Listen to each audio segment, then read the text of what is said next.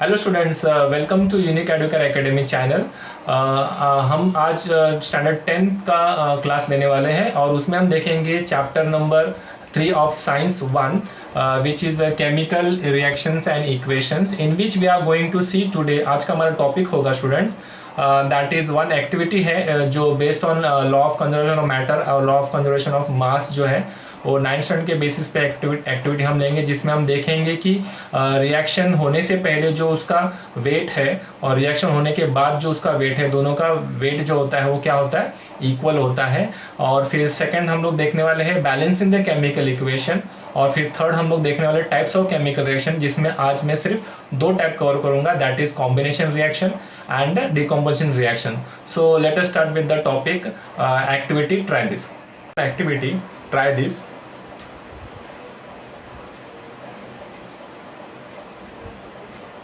So in this activity basically we the apparatus we want is the conical flask, one small test tube and the balance, electronic balance, and we are going to see that there is a chemical reaction between sodium chloride and silver nitrate. In this experiment we are going to see the chemical reaction between sodium chloride and silver nitrate. So first of all let us see what we have taken in a conical flask. We can see that this black one, the bigger one is the conical flask here also, and this also. And in the conical flask we are taking a solution of sodium chloride. In a conical flask, this black one we are taking is the solution of sodium chloride, and in that conical flask with the help of a thread we are taking one small test tube, and with the help of a thread we are placing that small test tube within the conical flask, and that test tube we are going to take solution of silver nitrate. Okay, and then we carefully remove the thread and we put a rubber cork so that there is no it becomes airtight, it remains airtight. Okay, so now we see that the silver nitrate solution is in the small test tube, and in the conical flask we have a solution of sodium chloride, and the whole apparatus is being measured by using a electronic balance. We see that it measures 300.23 gram. That means this is before reaction. How you can see that silver nitrate is in the small test tube, और आप देख रहे हैं कि solution of sodium chloride जो है वो conical flask में it is not reacting right now, it is not reacting. In between these two figures we are seeing that with the help of a hand we are going to tilt it, we are going to tilt that conical flask. तो क्या हो जाएगा, ये जो blue colour का जो silver nitrate है solution वो अभी बाहर आ जाएगा, और सिल्वर नाइट्रेट और सोडियम क्लोराइड क्या हो रहा है, you can see it get mixes up. That means now they start reacting with each other. What solution? This black one is the solution of sodium chloride and this blue one is the solution of silver nitrate. Now the sodium chloride and silver nitrate क्या हो जाएगा, वो reaction हो जाएगा और उसका product form हो जाएगा, न्यू सब्सटेंस विल फॉर्म. तो यहाँ पर देख रहे हैं कि द सोल्यूशन बिकम्स कलरलेस, और ये टेस्ट ट्यूब के अंदर अभी कुछ नहीं है, टोटली जो भी है बाहर है. Now the new substance is formed. वो जो न्यू सब्सटेंस है, फॉर एग्जांपल यहाँ पर सिल्वर नाइट्रेट था और सोडियम क्लोराइड था, अभी सोडियम नाइट्रेट और सिल्वर क्लोराइड फॉर्म हो रहा है. यहाँ पर न्यू सब्सटेंस में क्या फॉर्म हो रहा है, silver chloride and sodium nitrate is going to form. तो वह जो यहाँ पर दिख रहा है कि इट इज कलरलेस, और फिर उसका भी वे करने के बाद में आपको पता चलेगा इट कम्स टू 300.23 ग्राम. तो व्हाट डज दिस मीन कि बिफोर रिएक्शन जो भी मास है of this solution and this solution of in this test tube, वो दोनों का मास या फिर पूरा apparatus का मास अगर हम मेजर करेंगे तो it comes 300.23 gram, and after the reaction that means weight of the mass it also comes 300.23 ग्राम. ये एक्सपेरिमेंट आपने 9th स्टैंडर्ड में ऑलरेडी किया हुआ है, page number 47 which shows the verification of law of chemical combination, verification law of chemical combination. ये page number 47 पे दिया गया है 9th स्टैंडर्ड में. तो इन द ईयर 1785 एंटनी लेवेसर, एक साइंटिस्ट थे, फ्रेंच साइंटिस्ट थे एंटनी लेवेसर. उन्होंने क्या बताया कि the mass of the matter before reacting in a chemical combination is equal to the mass of the matter, है ना, mass of the matter after it gets reacted. मतलब ये प्रोडक्ट साइड है और ये रिएक्टेंट साइड है. Reactant side में जो मास होता है, that means in a chemical reaction the mass of the elements, the mass of the elements of the reactants is exactly equal to the mass of the elements of the products, mass of the elements of the products. So these both are equal, so this can be called as a law of conservation of matter, law of conservation of matter. And one more law is the law of conservation of mass, which says that he also stated that कि the mass can neither be created nor be destroyed. यहाँ पर आप देख रहे कि chemical combination reaction होने के बाद में ये कंबाइन हो रहे दो एलिमेंट्स और एक न्यू यहाँ पर ये दो कंपाउंड है actually, they react with each other and again two compounds are form. आप यहाँ पर देख रहे कि इसमें mass is neither created, mass का कोई क्रिएशन नहीं after reacting with each other. ना ही मास जो है वो कम हो रहा है ना ही मास बढ़ रहा है, it is exactly the same. तो this is what we are going to see कि यहाँ पर हमने क्या देखा है एग्जैक्टली हमने मतलब कंक्लूजन क्या आ रहा है स्टूडेंट्स कि the experiments shows the there is a conservation of law of conservation of matter, law of conservation of matter. समझ में आया? या फिर law of conservation of mass. Okay, so now ये जो एक्सपेरिमेंट में अभी हम लोग इसको वर्ड फॉर्म में लिखेंगे सपोज, या फिर इसको मैं कंस्ट्रक्टेड फॉर्म में लिखता हूँ या कंडेंस फॉर्म में लिखूंगा. तो आप देख रहे हैं सिल्वर नाइट्रेट इज AgNO3. मैंने आपको बताया था we are going to use in a chemical equation the condense form that is molecular formula of silver nitrate. This is the molecular formula of silver nitrate. Silver nitrate is going to react with sodium chloride. So plus sodium chloride NaCl gives what is the product? Product side will be here we can consider as a Ag plus and NO3 minus, NaCl plus and Cl minus. मैंने last lecture में आपको बताया था Na plus Cl minus gives NaCl. Okay, ऐसे मैंने बताया था because sodium ion in addition to chlorine ion, both the ions will combine with each other and form a compound that is sodium chloride. तो यहाँ पर भी it is a type of salt, silver nitrate is a type of salt और sodium chloride is also a type of salt. तो in this there is a exchange of negative part. Negative part जो है, negative ion जो है जिसको हम लोग एनियंस कहते हैं, वो एक्सचेंज हो जाएंगे. तो silver will go with chlorine. Okay, silver will go with chlorine and sodium will go with nitrate. Okay, NO3. So now new product will be AgCl, this plus and the other minus. Okay, ये plus और ये minus तो साथ में पहले से. Now this plus and the other minus, that means AgCl that is silver chloride plus we are going to get sodium nitrate, that is sodium NaNO3.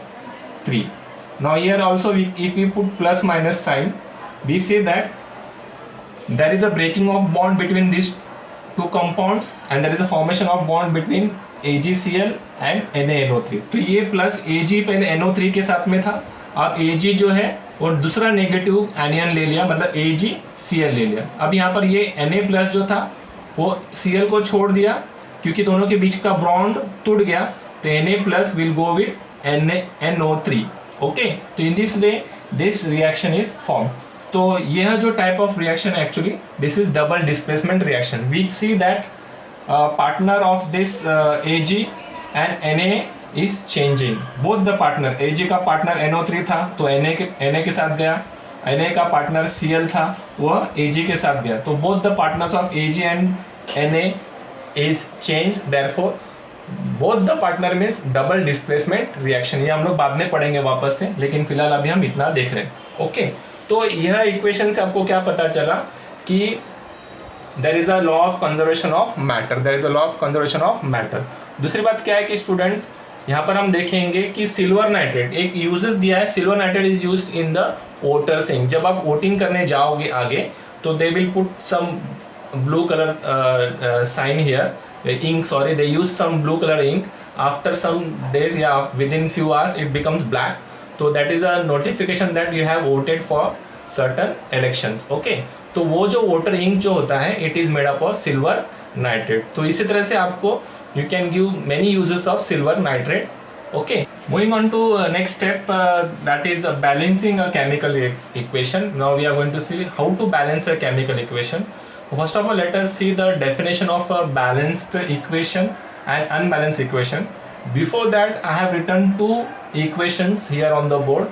Let us first segregate which one is the balanced equation and which one is the unbalanced equation. Now if I see both the reactions are same, zinc reacts with hydrochloric acid, forms zinc chloride and hydrogen. Here also zinc reacts with hydrochloric acid, forms zinc chloride and hydrogen. Both the reactions are same, but what is the difference here? There is a factor 2 coming before HCl. HCl के पहले 2 लिखा गया है, तो यह कुछ different है इससे. तो यहाँ पर अगर हम देखेंगे ये अलग और ये अलग कैसे हो गया, क्योंकि आप देख रहे हैं यहाँ पर 2 फैक्टर है. दूसरी बात, Zn 1 है और यहाँ पर Zn का एटम कितना है, 1 है, और क्लोरीन का एटम यहाँ पर 1 है. मतलब रिएक्टेंट साइड में, लेफ्ट साइड में देखेंगे, लेफ्ट साइड और राइट साइड कंपेयर करेंगे. ये आपका क्या है, रिएक्टेंट्स है. क्या है, रिएक्टेंट्स. ओके, और ये आपका क्या है, प्रोडक्ट.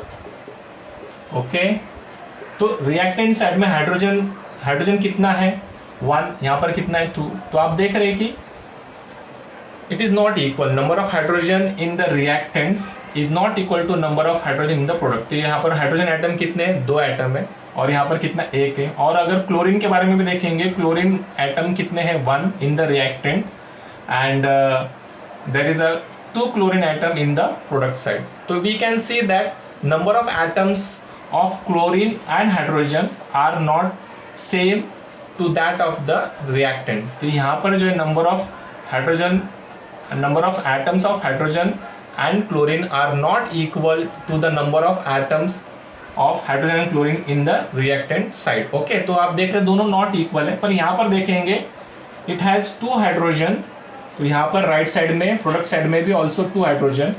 It has 2 chlorine. ये फैक्टर जो है ये क्लोरीन को भी अप्लाई होगा, तो 2 क्लोरीन. तो यहाँ पर भी 2 क्लोरीन. Okay, and 1 zinc. तो सेकंड वन जो है वो actually number of atoms of zinc, both the side 1 atom each. Number of atoms of hydrogen on both the side is 2 each. यहाँ पर देखो 2 हाइड्रोजन और ये H2 ऐसे लिखा हुआ है, मॉलिक्यूलर फॉर्मूला लिखा हुआ है, और ये फैक्टर सर. और number of atoms of chlorine यहाँ पर 2 है और यहाँ पर भी 2 है. That means number of atom of each of zinc, hydrogen और क्लोरीन जो है वह रिएक्टेंट साइड में और प्रोडक्ट साइड में क्या है, इक्वल है. तो now there is a difference in this 2 equations. You got it. Okay, तो इसका मतलब क्या होगा, दिस इज अनबैलेंस्ड इक्वेशन. इसका मतलब क्या है, दिस इज अनबैलेंस्ड इक्वेशन.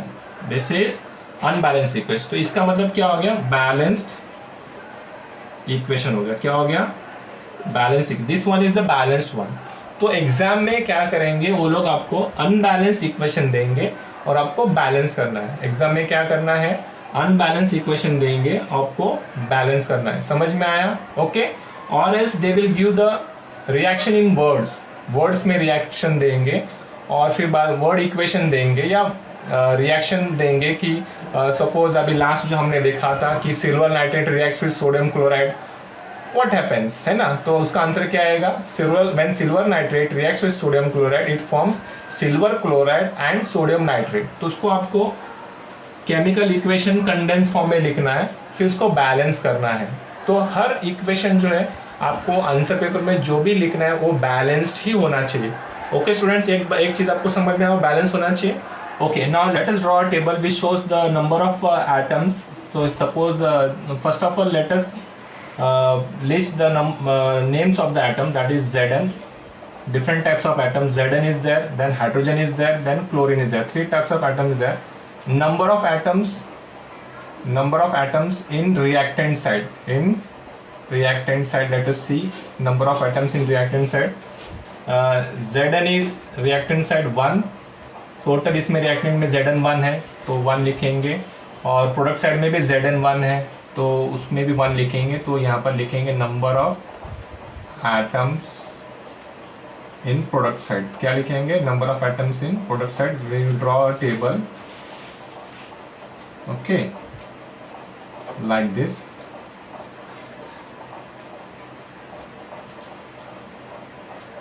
तो यहाँ पर देख रहे हैं एलिमेंट, ये एलिमेंट है आपका। तो element, number of reactants, number of atoms in reactant, number of atoms in product. तो Zn के बारे में देखेंगे। Zn का एटम एक है, यहाँ पर राइट साइड में भी एक है। हाइड्रोजन 1 और राइट साइड में हाइड्रोजन 2। तो हाइड्रोजन यहाँ पर रिएक्टेंट में 1 है, प्रोडक्ट में 2 है। And number of chlorine atom यहाँ पर देखेंगे, रिएक्टेंट साइड में 1 नंबर ऑफ एटम, और प्रोडक्ट साइड में देखेंगे number of atom it's 2। Cl2 means 2 atoms, okay. तो इस तरह से ये जो इक्वेशन नंबर 1 जो था दैट इज अनबैलेंस इक्वेशन, क्योंकि आप देख रहे the number of atoms of zinc on both the sides are equal, but hydrogen का अनइक्वल है और क्लोरीन का रिएक्टेंट में 1 है और प्रोडक्ट में 2 है। तो you see that there is a unequal number of atoms of hydrogen in reactants and products, okay। तो इसलिए हम इसको अनबैलेंस्ड कहेंगे, ओके। तो अनबैलेंस इक्वेशन में क्या होता है कि नंबर ऑफ एटम्स जो होते हैं in each element of each element, number of atoms of each element is not same on the two sides of the equation. तो आप देख रहे हैं कि यहाँ पर जिंक का सेम है, लेकिन हाइड्रोजन का 1 है रिएक्टेंट साइड में, नंबर ऑफ एटम्स 2 है, प्रोडक्ट साइड में क्लोरीन का 1 है, again number of atoms product side में कितना है? 2 है। तो the number of atoms of each element is not same on both the side of the reaction, that is in reactant part and in product part. So such an equation is called as unbalanced equation. Such an equation is called as unbalanced equation. और अगर balance equation का अगर definition देखेंगे तो क्या होगा? Equal होगा। दोनों साइड में क्या लिखना पड़ेगा? इक्वल लिखना पड़ेगा। That is number of atoms of the elements in the reactants, number of atoms of the element in the reactants is equal या is same as the number of atoms of those element in the product of those elements। मतलब वही elements जो product में लिखे हैं is same, I repeat, is same as the number of atoms of those elements in the product, okay। तो such an equation, अब ये second वाला जो इक्वेशन है, such an equation is called as balanced equation। तो एक बार मैं आपको वापस डेफिनेशन बता रहा हूँ कि number of atoms of the elements in the reactants is same as the number of atoms of those elements in the products, okay. तो इसका मतलब तो वही इक्वेशन जो हम लिख रहे हैं दैट इक्वेशन या such an equation is called as balanced equation. समझ में आया? अब हम देखेंगे कि बैलेंस कैसे करते हैं, what are the steps in balancing a chemical equation, okay. तो स्टेप नंबर 1 क्या बता रहे कि write the given word equation in the condense form, write the given word equation in the condense form. तो given word equation क्या है? Zinc plus hydrogen chloride gives zinc chloride plus hydrogen. तो ये आपका फर्स्ट स्टेप है। ऐसा दिया रहेगा तो आपको क्या करना है? पहले इसको कंडेंस फॉर्म में लिखना है। You know that zinc means Zn plus hydrogen chloride means HCl, okay। Then arrow is given here. Then zinc chloride means ZnCl2। ये आपका मॉलिक्यूलर फॉर्मूला है जिंक क्लोराइड का, आपको एज इट इज याद करना है। यू कैनॉट राइट ZnCl और ZnCl3।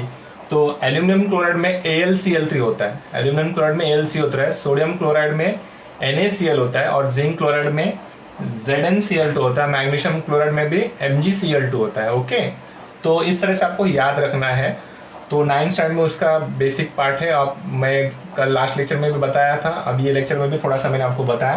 Plus hydrogen is given, hydrogen का मॉलिक्यूलर फॉर्मूला या chemical formula hydrogen, and we draw an arrow, okay. तो यहाँ पर क्या करेंगे? First write the chemical equation, we have to write the chemical equation in condense form from the given word form. ये आपका step number 1 है जो आपके टेक्स्ट बुक में दिया गया।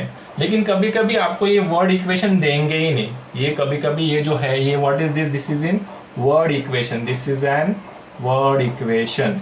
ओके, ये वर्ड्स में लिखे करके वर्ड इक्वेशन है, इसको हमने कंडेंस फॉर्म में लिखा हुआ है, तो कभी कभी आपको ये वर्ड इक्वेशन देंगे ही नहीं। Okay, then we to start with the step number 2,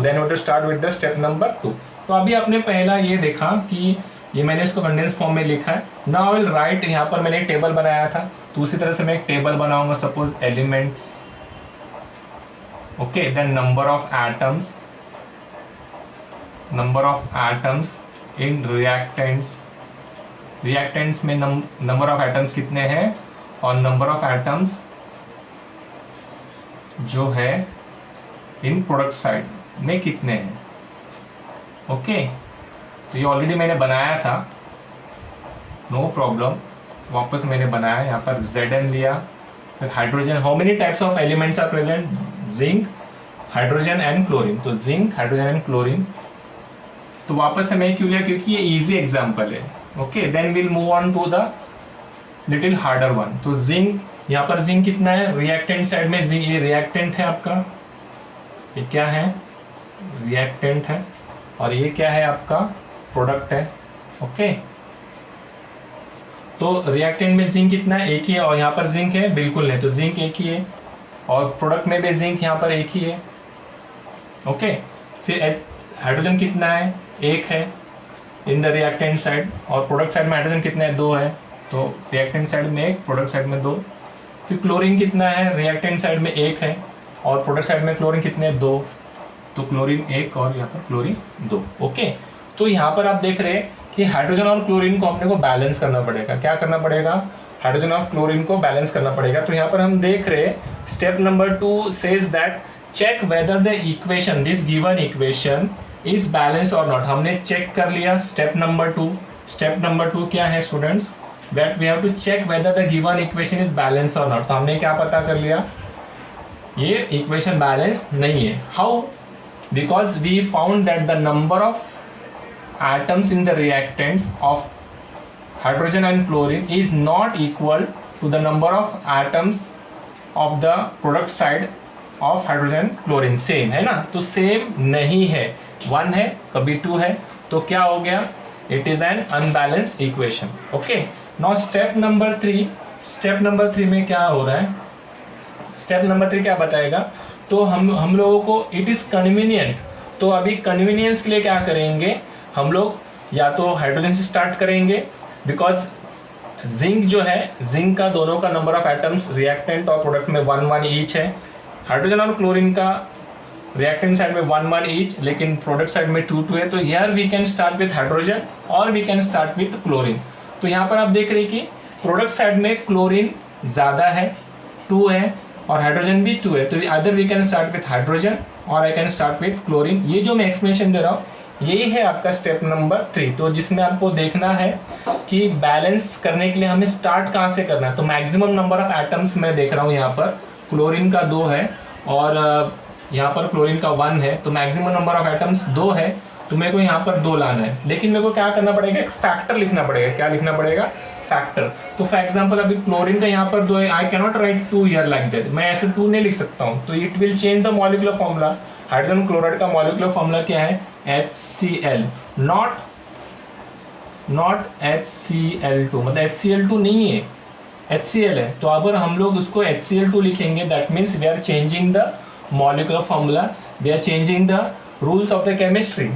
तो ऐसा नहीं कर सकते, तो ये 2 यहाँ पर लिखेंगे। Instead of writing here 2, chlorine 2 है, तो आप यहाँ पर 2 लिखने का, you can write here 2, okay, here यहाँ पर आप 2 लिख सकते हैं। ओके, तो आप देख रहे हैं यहाँ पर कि अगर मैं इसको 2 कर दूं मल्टीप्लाई, यहाँ पर इसको 2 कर दूं, तो आप देख रहे हैं कि 2 हो गया, इधर भी 2 हो गया, इधर भी 2 हो गया, इधर भी 2 हो गया। ओके, तो पहले मैं क्या कर रहा हूँ, हाइड्रोजन को मैं क्लोरीन को ले रहा था, क्लोरीन यहाँ पर 2 है, तो यहाँ पर मेरे को क्लोरीन को 2 करना है, तो मैं फैक्टर यहाँ पर 2 ऐड कर दिया, तो क्लोरीन तो अभी 2 हो गया।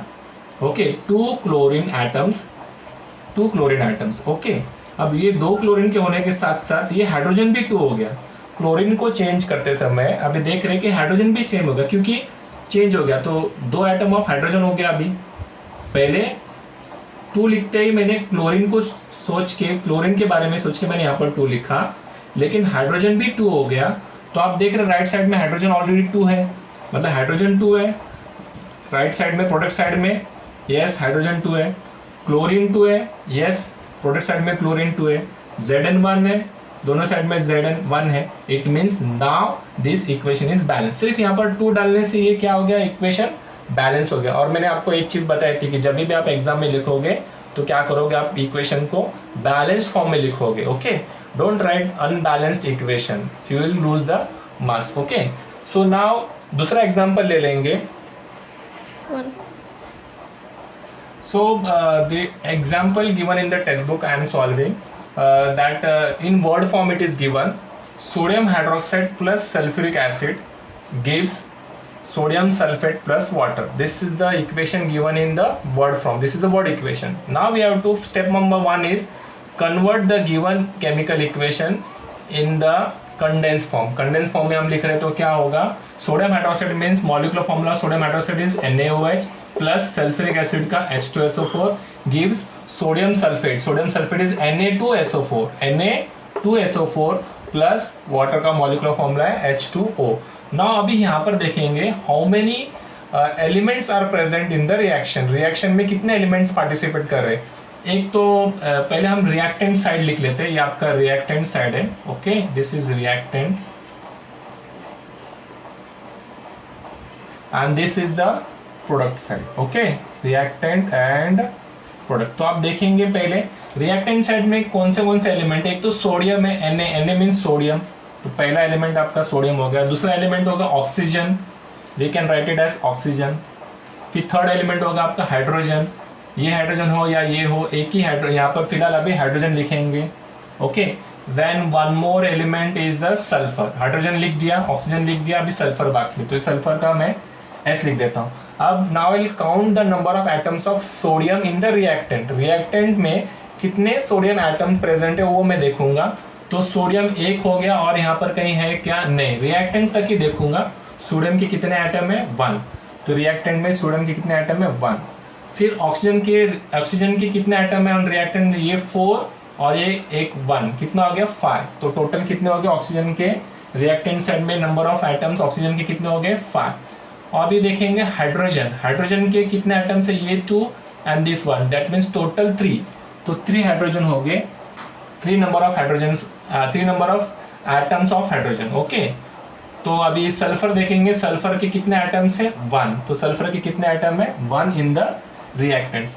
अभी हम प्रोडक्ट साइड में जाएंगे और देखेंगे सोडियम के कितने एटम्स है। सोडियम के कितने एटम्स है, Na2, यहाँ पर लिखा गया Na2, 2 मीन्स 2 एटम हो गए। कितने एटम हो गए, तो प्रोडक्ट साइड में सोडियम के 2 एटम है। ओके, फिर बाद में देखेंगे ऑक्सीजन है ना, तो ऑक्सीजन का कितना है, दिस इज 4 एंड दिस 1, तो ऑक्सीजन कुछ नहीं लिखा ना यहाँ पर, तो 1, तो 4 + 1 इज 5, तो ऑक्सीजन के 5 हो गए, तो टोटल 5 हो गए। Okay, now we are going to see hydrogen कितने हैं, हाइड्रोजन यहाँ पर 2 और बस इतने 2 ही है, तो हाइड्रोजन 2 हो गए।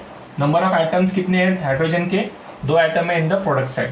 अभी सल्फर का कितना 1 है, तो यहाँ पर सल्फर का 1 है, रिएक्टेंट साइड में भी 1 है और प्रोडक्ट साइड में भी 1 है। तो कौन से मैच हो रहे हैं आप देख रहे हैं, only sulphur is matching. Sulphur के एटम जो है और रिएक्टेंट साइड में सल्फर के एटम 1 है और सल्फर का एटम 1 है।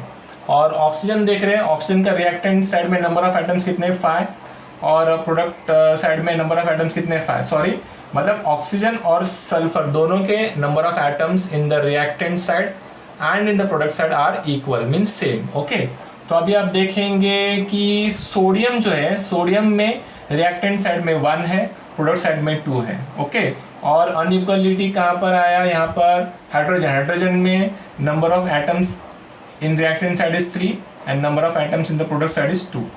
तो प्रोडक्ट साइड में मैक्सिमम जो है, प्रोडक्ट साइड में अगर मैं सोडियम को कंसिडर करूँ, सोडियम प्रोडक्ट साइड में जो है मैक्सिमम है कितना 2, तो 2 यहाँ पर है, तो मेरे को सोडियम को यहाँ पर 2 करना पड़ेगा। इफ आई राइट हियर 2, क्योंकि मैं आपको बताया कि ऐसा 2 नहीं लिख सकते हम। ओके, ये पहले जो लिख दिया वो फाइनल हो गया। अभी 2 यहाँ पर लिख सकते, 3 लिख सकते, 4 लिख सकते, 6 लिख सकते, पर एज पर द रिक्वायरमेंट जितना उधर आ रहा है उसको इक्वल करने के लिए हम लिख सकते हैं। अभी सोडियम यहाँ पर 2 है, ओके, राइट साइड में सोडियम कितना है 2, और कोई सोडियम है इधर नहीं है, तो लेफ्ट साइड में सोडियम यहाँ पर अकेला है, तो मेरे को यहाँ पर क्या लिखना पड़ेगा 2 लिखना पड़ेगा। अभी सोडियम क्या हो गया 2 हो गया, तो अभी सोडियम और यहाँ का सोडियम क्या हो गया इक्वल हो गया बराबर। पर साथ ही साथ सोडियम इक्वल हो तो गया, लेकिन ये 2 जो फैक्टर है ये ऑक्सीजन को भी लगेगा और ये 2 जो फैक्टर है हाइड्रोजन को भी लगेगा। ओके, तो आप देख रहे हैं कि अभी साथ ही साथ ये जो 2 जो है, अभी ऑक्सीजन यहाँ पर कितना हो गया 2 हो गया, ऑक्सीजन कितना हो गया 2 हो गया, और यहाँ पर कितने हैं टोटल 4, तो 4 और 2 कितने हो गए 6 हो गए। अभी कितने हो गए 6 हो गए। तो सेकेंड स्टेप में यहाँ पर रिएक्टेंट साइड में ऑक्सीजन कितने हो गए 6 हो गए, और सोडियम कितना हो गया 2 हो गया बराबर। सोडियम कितना हो गया 2 हो गया, ऑक्सीजन कितना हो गया 2, हाइड्रोजन कितना हो गया 2, और ये 2 कितना हो गया 4, तो हाइड्रोजन कितने हो गए 4 हो गए, हाइड्रोजन कितने हो गए 4 हो गए। हाइड्रोजन 4 हो गए, यहाँ पर देख रहे 2 और ये 2, हाइड्रोजन 4 हो गए। ऑक्सीजन कितना हो गया ये 2 और ये 4, कितने हो गए 6। सल्फर अभी भी सेम है, सल्फर अभी भी सेम है। ओके, अब यहाँ पर देख रहे हैं ऑक्सीजन कितना है 4, और यहाँ पर कितना oxygen 1, 4 and 1 5। Okay, sodium 2 balance हो गया, सल्फर बैलेंस हो गया, हाइड्रोजन यहाँ पर 2 है, हाइड्रोजन यहाँ पर 2 है, तो यहाँ पर मैंने 2 लिख दिया। ओके, अब मेरे को बैलेंस करना पड़ेगा आइदर ऑक्सीजन और हाइड्रोजन। तो आप देख रहे हैं यहाँ पर ऑक्सीजन के केस में ऑड नंबर आ रहा है 6 आ रहा है, और यहाँ पर 5 आ रहा है, तो 5 को मैं 6 नहीं कर सकता। मेरे को यहाँ पर देख रहे हैं आप, यहाँ पर I can write the minimum number, यहाँ पर मैं लिख सकता हूँ 2 बराबर ना। 1 तो ऑलरेडी है यहाँ पर, जैसे कि HCl अगर मैं ले तो 1 हाइड्रोजन हो गया और 1 क्लोरीन हो गया, तो 1 तो नहीं लिख सकता मैं। मिनिमम नंबर में क्या लिख सकता हूँ 2 बराबर। तो यहाँ पर 2 के टेबल में 5 नहीं आता, तो इसलिए मैं ऑक्सीजन को नहीं बैलेंस करूंगा, आई विल बैलेंस हाइड्रोजन। तो आप देख रहे हैं यहाँ पर 2 है, तो 2 को मल्टीप्लाई बाय 2 कर दूंगा तो 4 हो जाएगा, 2 को मल्टीप्लाई बाय 2 कर दूंगा तो 4 हो जाएगा। तो मतलब मेरे को हाइड्रोजन को पहले बैलेंस करना है, तो आई विल हाइड्रोजन को मैं बैलेंस करूंगा कहाँ पर प्रोडक्ट साइड में, क्योंकि हाइड्रोजन नंबर ऑफ हाइड्रोजन जो है इन रिएक्टेंट साइड ज़्यादा है, और नंबर ऑफ हाइड्रोजन एटम जो है इन द प्रोडक्ट साइड इज 2। तो इसको मैं 2 करते क्या हो जाएगा वो इक्वल हो जाएगा, तो आई विल बैलेंस हाइड्रोजन। तो हाइड्रोजन को बैलेंस करने के लिए यहाँ पर ही हाइड्रोजन लिखा हुआ है, तो आई विल मल्टीप्लाई बाय 2। तो देख रहे हैं आप हाइड्रोजन को 2 फैक्टर, एक फैक्टर मैंने ऐड किया वो 2 है, तो 2 2 जा 4। अभी हाइड्रोजन कितना हो गया 4 हाइड्रोजन हो गया, 2 2 जा 4, हाइड्रोजन कितना हो गया 4। तो यहाँ पर आप चेक करेंगे हाइड्रोजन कितना है 2 हाइड्रोजन और ये 2 हाइड्रोजन बराबर, ये 2 हाइड्रोजन और ये 4 हाइड्रोजन हो गया। ओके, अब ऑक्सीजन चेक करेंगे, यहाँ पर ऑक्सीजन कितना हो, ये 2 इसको भी लग रहा है, ये 2 इसको भी लग रहा है, तो 2 ऑक्सीजन और यहाँ पर 4 ऑक्सीजन कितना हो गया 2 + 4 6 हो गए, और यहाँ पर ऑक्सीजन कितने हो गए ये 4 और ये 2, तो ऑक्सीजन यहाँ पर 6 हो गए। तो ऑटोमेटिकली मैंने हाइड्रोजन को जब बैलेंस करने की कोशिश की तो ऑटोमेटिकली ऑक्सीजन जो अनबैलेंस था वह भी बैलेंस हो गया। समझ में आया आपको स्टूडेंट्स कि हाइड्रोजन को मैं बैलेंस करने के लिए मैंने क्या किया था, यहाँ पर I will write it with the red pen, multiply by 2 किया था मैंने इन द प्रोडक्ट साइड में मैंने मल्टीप्लाई बाय 2 किया, तो यहाँ पर मैंने फैक्टर ऐड किया 2 करके, तो 2 जैसे मैंने ऐड किया हाइड्रोजन H2, तो 2 2 जा ये हाइड्रोजन 4 हो गया, और यहाँ पर भी हाइड्रोजन कितने हैं 2 हाइड्रोजन और ये आपका 2 हाइड्रोजन, 2 + 2 4 हो गया, हाइड्रोजन बैलेंस हो गया। पर साथ ही साथ मैं जब यहाँ पर 2 फैक्टर लिखता हूँ तो it will change the number of atoms of oxygen also, तो 2 ऑक्सीजन और यहाँ पर 4 ऑक्सीजन कितने हो गए 6 ऑक्सीजन, और यहाँ पर 4 ऑक्सीजन और ये 2 ऑक्सीजन कितना हो गया, ये 2 ऑक्सीजन है 6। तो now we see that on both the side it becomes 6 और यहाँ पर 4, तो 2 2 6 6 4 4 1 1। Now this equation is balanced, now this equation is balanced. तो उसको बैलेंस इक्वेशन एक बार वापस से लिखेंगे, तो एग्जाम में आपको उसके स्टेप्स लिखने, आप जो जो कर रहे हो मल्टीप्लाई बाय फैक्टर कर रहे हो तो यहाँ पर आपको लिखने हैं, and you have to show the balance equation. Okay, let us take 2 more examples. Here hydrogen sulfide gas is reacted with sulfur dioxide gas, we get sulfur and water. Okay, so of course when they are going to tell us to balance the equation, that means it is unbalanced equation, या फिर आप पता भी कर सकते हैं। तो यहाँ पर manganese dioxide plus hydrochloric acid gives manganese chloride plus water plus chlorine gas is evolve यहाँ पर। तो क्लोरीन गैस इज इवॉल्व, ये क्लोरीन गैस इवॉल्व होता है, सल्फर जो डिपॉजिट होता है। तो this two equations we have to balance. तो पहले हम चेक करेंगे कि बैलेंस्ड है कि नहीं है। तो उसके लिए हम तो देखेंगे सल्फर यहाँ पर कितने एटम्स है इन द रिएक्टेंट साइड में कितने नंबर ऑफ एटम्स है। एक तो सल्फर है और दूसरा हाइड्रोजन है और तीसरा जो है ऑक्सीजन। तो सल्फर हाइड्रोजन ऑक्सीजन, तो सल्फर हाइड्रोजन ऑक्सीजन। तो यहाँ पर देखेंगे 2 सल्फर, 1 and 1 2 सल्फर। ओके, फिर ऑक्सीजन कितना है, 2 ऑक्सीजन है। Okay, 2 oxygen. फिर हाइड्रोजन 2 है, पूरा रिएक्टेंट साइड में हाइड्रोजन 2 है। Okay, so now in product side sulphur 1 है, प्रोडक्ट साइड में सल्फर 1 एंड देन हाइड्रोजन कितने हैं, यहाँ पर 2 हाइड्रोजन है, यहाँ पर और कोई हाइड्रोजन नहीं तो 2 हाइड्रोजन, मतलब हाइड्रोजन बैलेंस्ड है और ऑक्सीजन यहाँ पर एक ही है तो 1 है। तो आप देख रहे हैं कि sulphur is not balanced, hydrogen is balanced और oxygen is not balanced. Okay, so reactant side और प्रोडक्ट साइड में there is inequality in the number of atoms of certain element, that is oxygen and sulphur और oxygen का number of atoms left side में मतलब reactant side में और number of atoms in the product side में equal नहीं है। तो इसका मतलब कि अनबैलेंस इक्वेशन, उसको आपको क्या करना है, बैलेंस करना है। तो आप कैसे करेंगे, तो यहाँ पर आप देख रहे हैं कि ऑक्सीजन यहाँ पर 2 है, यहाँ पर ऑक्सीजन 1 ही है। तो let us start with oxygen. यहाँ पर 2 ऑक्सीजन है, यहाँ पर 1 ऑक्सीजन है। तो मैं यहाँ पर तो कुछ नहीं लिख सकता, यहाँ पर कुछ नहीं लिख सकता, मुझे लिखना है तो यहाँ पर, और मिनिमम नंबर में क्या लिख सकता हूँ, ओनली 2। तो मैं 2 लिख देता हूँ। तो मैंने यहाँ पर 2 लिख दिया, तो ऑक्सीजन 2 है। अब यहाँ पर ऑक्सीजन क्या हो गया, ऑक्सीजन 2 हो गया। ओके, ऑक्सीजन 2 हो गया।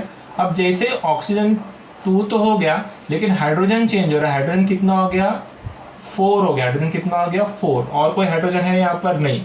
तो लेफ्ट साइड में हाइड्रोजन कितना है, 2 है। लेफ्ट साइड में हाइड्रोजन कितना है, 2 है। और हाइड्रोजन है यहाँ पर नहीं है। तो मैं हाइड्रोजन को चेंज करूंगा और मैं यहाँ पर अगर 2 लिख देता हूँ तो यू कैन सी दैट 2 2 ज़ा 4। तो हाइड्रोजन कितना हो जाएगा, 4। यहाँ पर हाइड्रोजन कितना है, 4। यहाँ पर ऑक्सीजन कितना है, 2। लेफ्ट साइड में रिएक्टेंट साइड में ऑक्सीजन कितना है, 2। पर अभी मैंने किसको बैलेंस किया, हाइड्रोजन को बैलेंस किया। तो हाइड्रोजन कितना हो गया, 4। और यहाँ पर हाइड्रोजन कितना है, 4। पर जब मैं हाइड्रोजन को बैलेंस करूंगा तो साथ ही साथ सल्फर भी चेंज हो जाएगा। तो अभी सल्फर कितना होगा, यहाँ पर 2 सल्फर एटम और एक 1 सल्फर, कितना हो गया टोटल, 2 and 1 3 सल्फर एटम्स। और राइट साइड में सल्फर एटम कितने हैं, ओनली 1। तो यहाँ पर मैं अगर 3 लिख दूंगा तो बैलेंस हो गया। यहाँ पर 3 सल्फर है, कैसे, 2s means 2 sulphur atoms and 1 sulphur atom, तो 3। तो यहाँ पर मैं डायरेक्टली 3 लिख दूंगा। तो आप देख रहे हैं अभी आप देखेंगे कि सल्फर के कितने, 2 और 1 3 एटम्स। अब यहाँ पर 3 हो गए और यहाँ पर भी 3 हो गए। हाइड्रोजन कितने, ये 4 और यहाँ पर ये 4, हाइड्रोजन 4 और ये 4। ऑक्सीजन कितने हो गए, ये 2 और ये 2 ऑक्सीजन। तो अभी सल्फर हाइड्रोजन ऑक्सीजन तीनों भी बैलेंस हो गए। तो now this is how we are going to balance the equation. One more example if I take, तो यहाँ पर आप देखेंगे कि कितने कौन से एलिमेंट्स है और नंबर ऑफ एटम्स जैसे आप लिखोगे तो आपको पता चलेगा कि बैलेंस्ड है कि अनबैलेंस्ड है। तो कितने एलिमेंट्स है, एक तो मैंगनीज है Mn, मैंगनीज Mn, ऑक्सीजन है, एक ऑक्सीजन है, और फिर हाइड्रोजन है और क्लोरीन है। तो हाइड्रोजन है और क्लोरीन है। तो ये 4 एलिमेंट्स यहाँ पर मौजूद है। तो आप देखेंगे number of atoms in the reactant side of manganese, oxygen, hydrogen, chlorine, और number of atoms of same elements in the product side. तो देखते हैं मैंगनीज कितना, यहाँ पर 1 है। तो आपको पता है ये जो मैंने बॉक्स किया वो क्या है, रिएक्टेंट साइड में मैंगनीज कितने, 1 ही है। तो मैंगनीज यहाँ पर कितना है, यहाँ पर भी 1 है। तो मैंगनीज बैलेंस हो गया, मैंगनीज आपका बैलेंस हो गया। अभी दूसरा जो है ऑक्सीजन, ऑक्सीजन यहाँ पर कितने, 2 ऑक्सीजन है।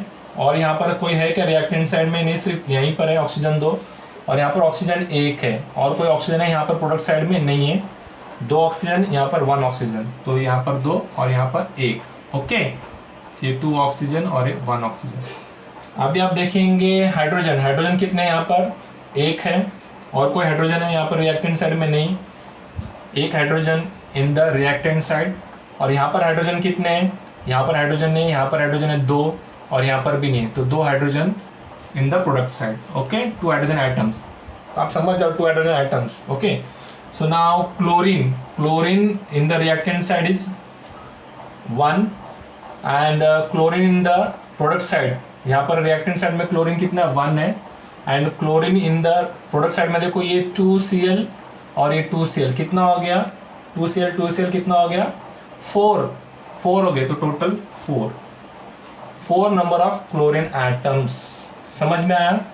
तो आप यहाँ पर देख रहे हैं कि there is number of atoms in the reactants of manganese, oxygen, hydrogen, chlorine, और number of atoms in the product side of both same elements are not equal. Manganese same है और ऑक्सीजन सेम नहीं, hydrogen same नहीं और chlorine same नहीं है। तो हम लोग कैसे स्टार्ट करेंगे। ओके, तो यहाँ पर आप अगर एग्जाम्पल ले लेते हो कि कौन सा साइड में, देखो सबसे ज़्यादा बिगेस्ट नंबर यहाँ पर क्लोरीन है। क्या है, क्लोरीन है। तो क्लोरीन में क्या हो रहा है, क्लोरीन में क्या हो रहा है, प्रोडक्ट साइड में क्लोरीन 4 है। ओके, और रिएक्टेंट साइड में क्लोरीन कितने, 1 ही है। तो इसको डायरेक्टली अगर मैं 4 लिख दूँ तो 4 क्लोरीन हो गया, ये 2 और 2 4, और ये डायरेक्टली 4 हो गया। पर क्लोरीन को चेंज करते समय अभी क्या हो रहा है, hydrogen gets change, hydrogen change हो रहा है, हाइड्रोजन चेंज हो रहा है। तो हाइड्रोजन कितना हो गया, अभी 4 हाइड्रोजन हो गया। ओके, और यहाँ पर हाइड्रोजन कितना है, सिर्फ यहीं पर है। तो 4 हाइड्रोजन यहाँ पर लाने के लिए मैं यहाँ पर 2 लिख दूँ तो हाइड्रोजन यहाँ पर 4 हो गया, यहाँ पर हाइड्रोजन 4 हो गया, क्लोरीन 4 हो गया, क्लोरीन 4 हो गया। पर मैं यहाँ पर 2 लिखा तो ऑक्सीजन अभी चेंज होगा। ऑक्सीजन कितना हो गया, 2 ऑक्सीजन हो गया, कितना हो गया 2 ऑक्सीजन एटम। और यहाँ पर ऑक्सीजन के एटम कितने हैं, 2। वेरी गुड, तो ऑक्सीजन एटम मैच हो गया, बराबर। अब मैंगनीज चेक करेंगे, क्या चेक करेंगे, मैंगनीज चेक करेंगे। मैंगनीज यहाँ पर कितने एटम है, 1, और यहाँ पर कितना एटम मैंगनीज का, 1। तो मैंगनीज भी सेम हो गया, मतलब मैंगनीज के जो एटम्स है on both the sides now manganese 1 1। Oxygen कितने यहाँ पर 2, और यहाँ पर ऑक्सीजन कितना है 2, देखो मैंने एरो करके बताया 2 ऑक्सीजन, तो यहाँ पर अभी 2 हो गया। Okay, after balancing. फिर हाइड्रोजन कितने हो गए 4, और ये हाइड्रोजन 2 2 ज़ा 4, तो हाइड्रोजन 4 हो गया, पहले भी 4 और भी बाद में भी 4 आफ्टर बैलेंसिंग। हाँ, और 4 क्लोरीन हो गया, तो यहाँ पर 2 यहाँ पर 2, chlorine on both the side is 4। तो इस तरह से आपको बैलेंसिंग द केमिकल इक्वेशन मैंने एक्सप्लेन किया है। तो बाद में मैंने थोड़ा शॉर्ट में एक्सप्लेन किया, बट शॉर्ट वाला मेथड ही हम लोग इस्तेमाल करते हैं। अगर उसके स्टेप्स जो रहेंगे आपके नोट्स में दिए रहेंगे, वो नोट्स के हिसाब से आप स्टेप उसको याद कर सकते हैं, पर पहले समझना ज़रूरी है। तो आपने, आई होप सो कि आप समझ गए होंगे। Okay students, in accordance with the nature and the number of reactants and products, so the chemical equation is been classified into 4 types. That is the types of chemical reaction. 4 types are combination reaction, decomposition reaction, displacement reaction and double displacement reaction. So in combination reaction, let us define first combination reaction. When 2 or more reactants, यहाँ पर आप देख रहे हैं कि 2 reactants है, एक है आपका अमोनिया, दूसरा है आपका hydrogen chloride gas. So when 2 or more, मतलब 3 भी reactants हो सकते हैं, 3 कंपाउंड या 3 एलिमेंट्स या 3 compound and elements, they can react with each other. तो यहाँ पर आप देख रहे हैं कि 2 reactants हैं। When 2 or more substances take part in the chemical reaction and resulting into a single product, मतलब उसका जो रिजल्ट जो है वो एक ही प्रोडक्ट है। यहाँ पर देख रहे हैं there is only 1 product form, तो दिस इज अ प्रोडक्ट। तो प्रोडक्ट में कितने सब्सटेंसेस फॉर्म हो रहे हैं, एक ही प्रोडक्ट फॉर्म हो रहा है, and that is the compound NH4Cl, that is ammonium chloride. Okay, यहाँ पर अमोनियम क्लोराइड है। तो what is the definition, when 2 or more reactants combine to form a single product, then such a chemical reaction is called as a combination reaction. मतलब क्या हो रहा है, combination, combination word ही बता रहा है कि कंबाइन। कंबाइन में क्या आता है, 2 चीजें आप ज्वाइन कर देते हो यहाँ पर।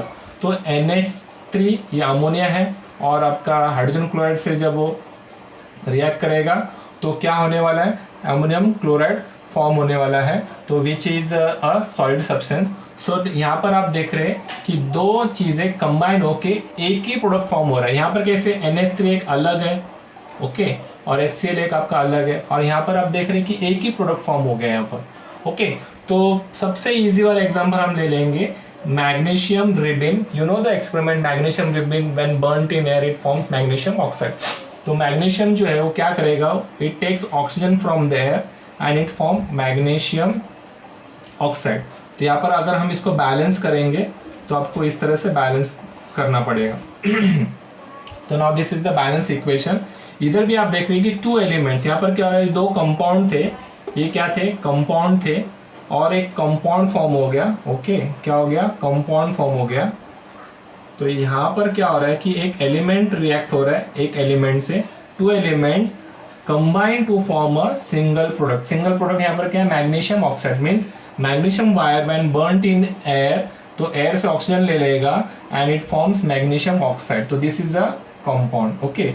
और थर्ड एग्जांपल अगर हम देखेंगे, यहाँ पर जो है CaO, that means calcium oxide plus H2O water gives CaOH2, that means calcium hydroxide plus heat, calcium hydroxide plus heat.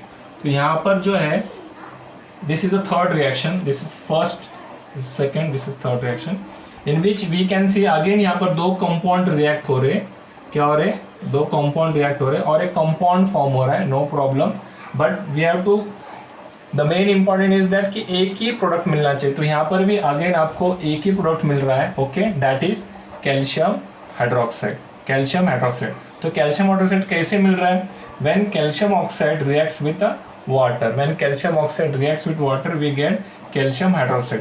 तो एक बार वापस से मैं डेफिनेशन बताना चाहता हूँ स्टूडेंट्स, ये डेफिनेशन आपको आएगा एंड गिव वन एग्जांपल और explain with by giving examples. तो क्वेश्चन क्या आएगा, define combination reaction, explain by giving a suitable reaction. तो आपको क्या देना है, डिफाइन करना है पहली बात तो कि कॉम्बिनेशन रिएक्शन में आप कॉम्बिनेशन रिएक्शन डैश करेंगे और बोलेंगे व्हेन 2 और more reactants combine to give a single product then such a chemical reaction is called as a combination reaction।